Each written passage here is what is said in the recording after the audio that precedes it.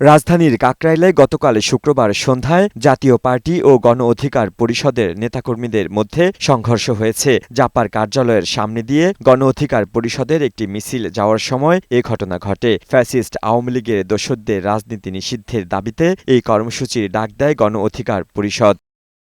পরে গণ অধিকার পরিষদ কার্যালয়ে ফিরে এসে বিক্ষোভ সমাবেশ করে দলটির নেতাকর্মীরা। এ সময় সেনা সদস্য ও পুলিশের সাথে সংঘর্ষে জড়িয়ে পড়েন তারা। এ ঘটনায় আহত হন নুরুল হক নূরসহ দলের বেশ কয়েকজন নেতাকর্মী। আহত অবস্থায় সভাপতি নূরসহ দলের নেতাকর্মীদের একটি বেসরকারি হাসপাতালে প্রাথমিক চিকিৎসা দেয়া হয়। পরে নূরকে ঢাকা মেডিকেল কলেজ হাসপাতালে নেওয়া হয়। নুরুল হক নূরকে দেখতে হাসপাতালে ছুটে যান প্রধান উপদেষ্টার প্রেস সচিব। সাংবাদিকদের বলেন, ঘটনার তদন্ত করা হবে। তার উপরে আঘাত খুবই ন্যাক্কারজনক একটা ঘটনা, আমরা এটা নিন্দা করি। আমরা এই পুরো জিনিসটা আমরা ইনভেস্টিগেট করব। এদিকে ঢাকা মেডিকেল কলেজ হাসপাতালে আইন উপদেষ্টা আসিফ নজরুল নূরকে দেখতে গেলে গণপরিষদের নেতাকর্মীরা বিক্ষুব্ধ হয়ে ওঠে। গণমাধ্যমের মুখোমুখি না হয়ে নূরকে দেখে চলে যান তিনি। হামলার ঘটনায় রাজধানীর বাংলা মোটর থেকে বিক্ষোভ মিছিল বের করে শাহবাগে এসে সংবাদ সম্মেলন করেন এনসিপির নেতাকর্মীরা। গত বছর জুলাই আগস্টে আইন শৃঙ্খলা বাহিনী যেভাবে নিপীড়ন করেছে, আজকে সেই একই কায়দায় এই হামলা হয়েছে। এ সময় বিভিন্ন রাজনৈতিক দলের নেতারা নূরকে দেখতে এসে ঘটনার নিন্দা ও বিচারের দাবি জানান। হসপিটালের এই যে রক্তাক্ত ছুটাছুটি সবখানে একদম চোখ বন্ধ করলে মনে হচ্ছে যেন আমি 24শে জুলাইয়ে আছি।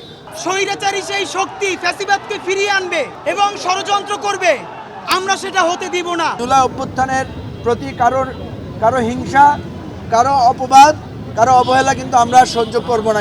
1 বছর অতিক্রান্ত হতে না হতেই আবার সে আগস্টে তারা আমাদের নেতৃবৃন্দকে রক্তাক্ত করে পাল্টা চ্যালেঞ্জ ছুড়ে দিয়েছে। এদিকে বিএনপি মহাসচিব মির্জা ফখরুল ইসলাম আলমগীর এবং জামায়াতে ইসলামের সেক্রেটারি জেনারেল মিয়া গোলাম পরোয়ার এই ঘটনার তীব্র নিন্দা ও প্রতিবাদ জানিয়েছেন।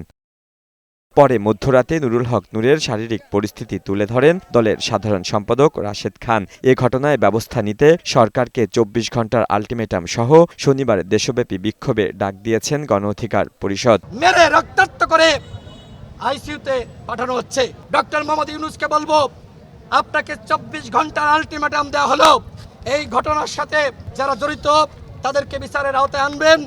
একই সাথে আইজিপি এবং ডিএমপি কমিশনার এই দুজনকে অবশ্যই পদত্যাগ করতে হবে। এদিকে এক বিজ্ঞপ্তিতে আইএসপিআর জানায়, আইন শৃঙ্খলা বাহিনীর উপর হামলা হওয়া এবং জননিরাপত্তা রক্ষায় বল প্রয়োগে বাধ্য হয় আইন শৃঙ্খলা বাহিনী। এ ঘটনায় 5 সেনা সদস্য আহত হয়েছে বলে জানিয়েছেন আইএসপিআর। লিওন মীর, বৈশাখী সংবাদ, ঢাকা।